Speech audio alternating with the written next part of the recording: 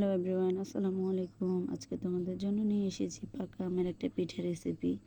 একটা পাকা আম নাও, সেখান থেকে আমগুলো নিয়ে একটা ব্লেন্ডারের জারে নিয়ে ভালোভাবে ব্লেন্ড করে নাও।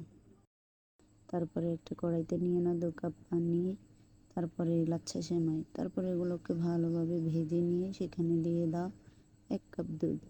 দুধ দিয়ে ভালোভাবে নেড়ে চেড়ে সেই আমের পাল্পটা দিয়ে দাও, দিয়ে নেড়ে চেড়ে ভালোভাবে নেড়ে দিয়ে দাও সেখানে 3-4 চামচ পরিমাণ চিনি দিয়ে ভালোভাবে মিশিয়ে দিয়ে দাও 2 চা চামচ গুঁড়া দুধ। তারপরে এগুলোকে ভালোভাবে মিশিয়ে নেওয়া হয়ে গেলে দিয়ে দাও কিছু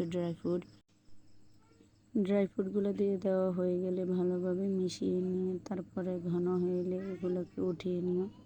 ঠান্ডা হয়ে গেলে হাতে একটু তেল মাখিয়ে গোলাকার করে নেবে, নিয়ে তারপরে দিয়ে আবার কিছু সেমাইয়ের মধ্যে গড়িয়ে নিলে ব্যাস রেডি হয়ে গেল আমাদের দারুণ মজার পিঠা।